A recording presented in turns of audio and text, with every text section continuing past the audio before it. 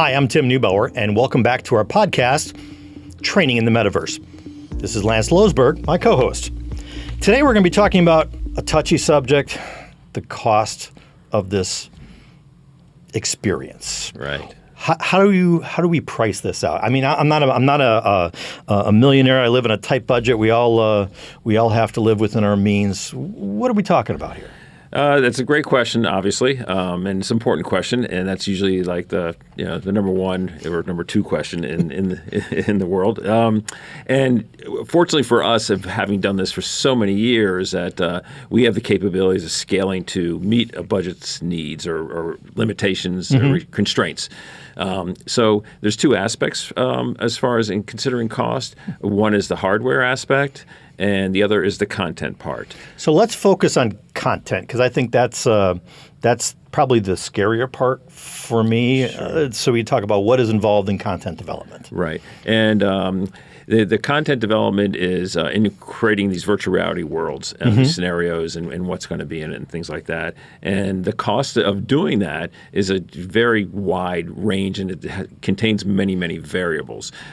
So it's a matter of scoping out exactly what the application or the training environments or scenarios may be, and then pricing, or at least figuring out what it's going to cost to develop or create those worlds. So it's kind of like buying a car or house. You can add all those extra features on and drive that price up. Or exactly, you can be very basic and right. plain, so to speak, or you can keep adding features and more aspects to it, which obviously will drive the cost up. Right.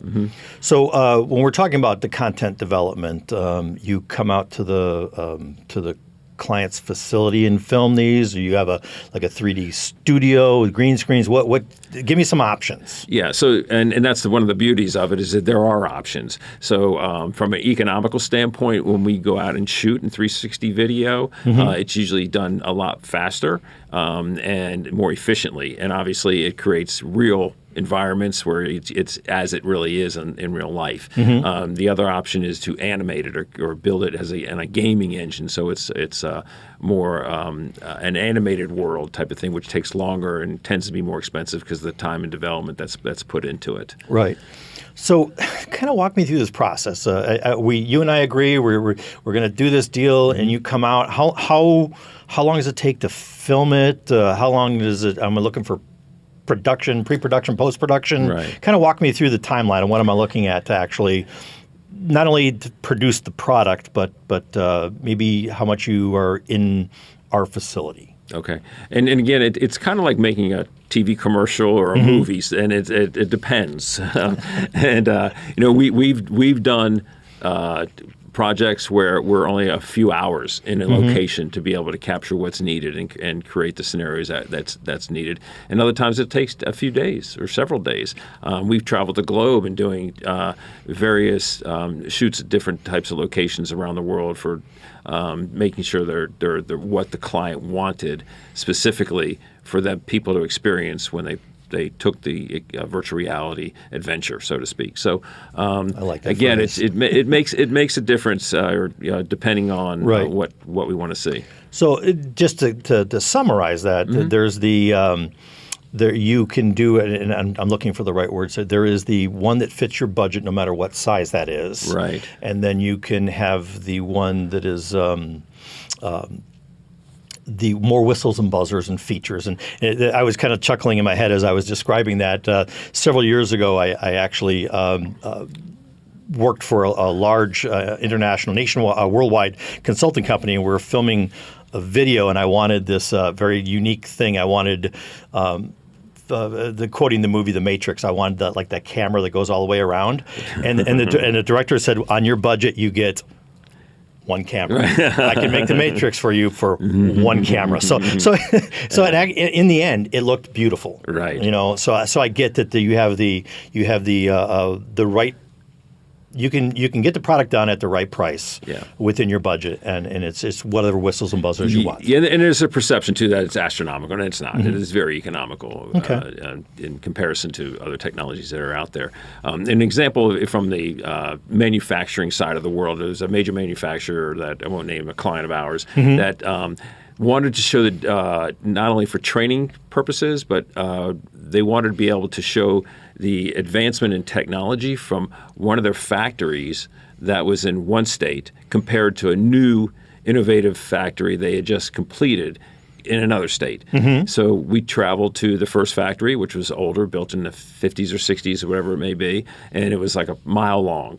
And we spent a full day there and be able to get that that experience of everything they wanted the people to see or train or environment they wanted to be in, and then be able to go to the newer factory, which took us like a couple hours because it was so much. It was like not even a tenth of the size as the original one, and it just shows the advancements in technology and manufacturing, producing faster, more materials from that plant as opposed to the old one.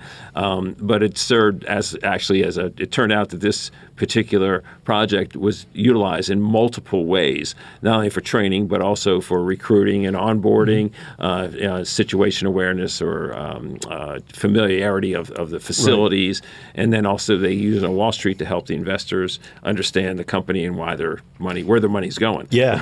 I was, as you were describing that, I was thinking like, wow, that's like a proof of concept. Say, hey, we want a lot more money to build more of these plants so you don't have that mile-long inefficient Exactly. one. Great. So switching gears back to I get that we have different options for the product, but let's talk about the hardware. Right. I mean, am I dropping $1 million on these units, or what am I looking at for range? Sure. So if you want to dip your toe in the water, we have applications that can be used with consumer hardware, so to speak. Okay. So there's off-the-shelf stuff that for a few $100 you could get a VR headset and you can get the virtual reality experience from that.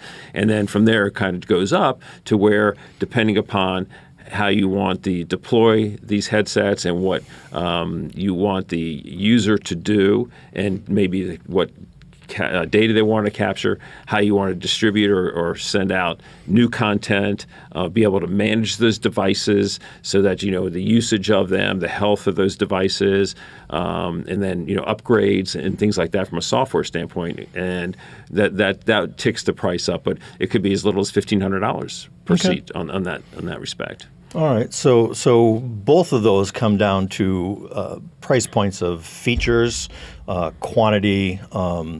So it's a variable, but we're not looking at something that's not or is out of reach for a small company. These you can make an affordable product for smaller companies. We can, and we have. Okay. Yes. All right. Great. That wraps up our first session of this podcast. We were talking about what is the price, and in summary, for me, it basically came down to what are you looking for? You're looking for the basic model, so you can dip your toe in the water and deliver this product that's at a high quality but within your price, or if you're going to be that multinational conglomerate and have 10,000, 20,000 units out there. There's price ranges that fit everybody's need. There is, and as a company, that's what we look to do, and that's to be able to work with our clients to make sure that we fit their needs and be able to scale to that as well. So it's creating that the application, fitting the hardware, the right hardware too, which is also important, which hardware to use depending, to meet not only their time constraints but also the budget constraints. What happens when I don't want to bring these workers in since the pandemic? I don't want to bring them into our facility. Right. I don't want them to fly. So some of these people are going to be taking this training at home. What are some challenges, I guess, would be the first thing. What are some challenges, and how am I going to overcome them if they're going to be using these units or taking this training at home? Well, the major challenge, I guess, would be that once they get it, if you send them a VR headset, actually you'd have to either ship it to them in some way, shape, or form, which is done every day. That they get it and they actually use it. And typically, it's they're going to use it if it's engaging, it works, compelling, and it's providing what it's meant to be. Right. If it's not any of those, then they're probably not going to use it. And that's the most important factor that we've seen is they're going to have to want to use it. And that's part of what we want to do is create these applications so that they want to do it. And they'll do it more often. So I'm at my house. So do I have to worry about bandwidth, or is there do I have to have software on my home computer to link these things? What am I looking at? Yeah, so there's a couple different approaches where we can provide everything that's self-contained in the headset itself. So when the trainee gets the headset, they put it on, basically turn it on with instruction how to turn it on, and then it puts them where we want them to be to start the experience. And from there, it goes from how much control we want over the devices, and then what we want to capture. One simple way to do it is we can create an application which they could have any type of hardware, headset or maybe, and they can download it from the App Store and then do it that way. If it wants to be more of an enterprise level where they want to distribute to many people and they want to keep a kind of uniform of the devices that they use, so they can make sure that it's they know everybody has the same experience. Right. Then we can create an enterprise type application. Everything from not only the distribution of the content, but also managing the hardware devices for their health, battery health, and usage, and that type of thing. We also can push and receive content, whether it be the actual scenarios, new scenarios, or upgrades, but also capture the data transmit the data that was captured from the device or the user experience itself, and bring that back to the company. So you mentioned enterprise. Is that just like a tier of service, or is that something different? In a way, it is a tier of service, but it also has to be kind of built into the application or the project, so to speak, so that knowing that the company has 8 employees, or the company has 8,000, or however many it is, and how many you want to deploy or distribute the training to, and how they want to experience it. So we have to start and figure out, we want to start here, we want to end up here, or we want to be able to just have this small amount or this set amount, and then go and find the best application for that. Okay. As an executive, I am concerned that when I give my team members one of these devices at their house, that they're going to be misusing them. Are there safeguards in place? You're laughing. We've all lived this. Are there safeguards in place? I mean, we're not talking physically losing. I'm talking about doing other content. Yes, and then that's definitely a concern that we take into consideration as well. So we can basically lock these things down so that they only use what they're intended to be used. We can create a secret password or a way or administrative type of a thing, so they can get out of these applications to use it for other things as well. Right. It just depends on what the client's needs and wants are from that perspective. Once again, I wasn't the first guy to think of that. So as you were talking about it, like, wait a second, I'm going to get these guys their units at home, and they're going to be doing all kinds of things. And I could see a concern with that, learning how to fix their car on virtual reality, which is not part of their job. So as we were talking earlier, and we talked about the bandwidth at the house, and you said there's an app to go ahead and take care of that, and we talked about being able to block it in there. I'm concerned about proprietary stuff that somebody else could be watching my videos. Right. And that's an important thing. And privacy is actually paramount. And we having to deal with healthcare companies like HIPAA laws and things like that. So we have ways to take these types of things in consideration. So one example would be that when the trainee gets a VR headset, they don't have to access the internet or anything wireless at that point. Everything is self-contained in that headset, and so it doesn't go anywhere. It's just to that user. And we can also make it password protected too. They have to enter a password to be able to open it up or wherever it may be. The other side of it is that we can have transmitting data over the internet via permissions. So it's there, whatever precautions are done in that respect. Okay, so we can lock it up. What about I want to do this training, like I woke up at 2 a.m. and I let the dogs out and I decide I want to take my training class. Can I do this at 2 a.m.? You can 24/7, as much as you want. There's no limitations on time and frequency. That's one of the nice things about it. You don't have to wait. The instructor calls in sick. it doesn't affect you at all. And I can have 5 or 6 people at home doing this at the exact same time. You get 5 or 5, 50,000. 50,000. Whatever it may be.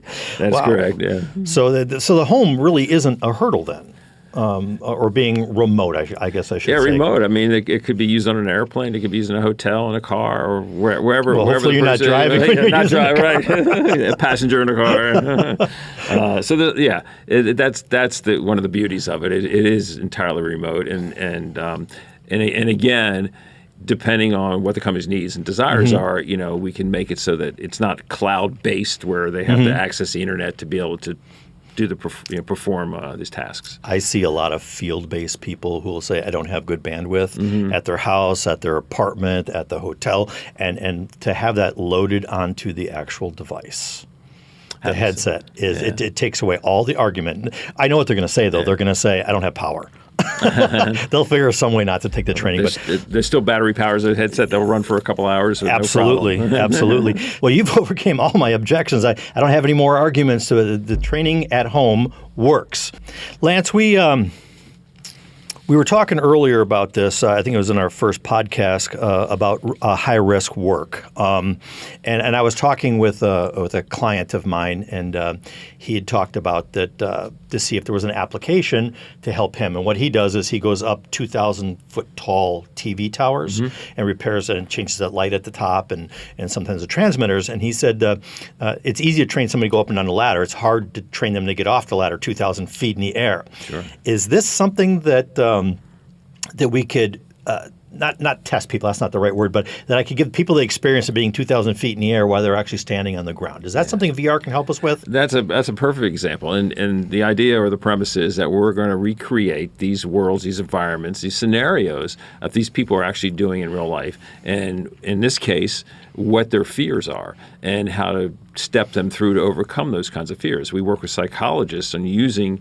example of virtual reality on how to overcome the fear of heights is a perfect example, which this would be. So what we do is we can recreate the exact scenario, and as he steps off the ladder and what he sees, because when you're immersed inside of this world, wherever you look is as it would be in real life. It's not a flat screen. I'm thinking it's not you as a cameraman up 2,000 feet in the air filming. I don't know who is, but I'm not volunteering on that one. We have specialists for that. Okay, great. So on the other end of that spectrum is confined space, where I'm going to go into a small space. And I have another client from a number of years ago that had a piece or a part of a I'm going to call it a machine. Right. And they have to go in there, and as they manufacture it, they have to seal it from the inside. And they had to send somebody through a very small hole to crawl through these baffles. And it's definitely a permit-required confined space. Right. But they'd actually built a mock-up with all these doors so that somebody would go inside there, have a panic attack, or not be able to get out. They can open the door.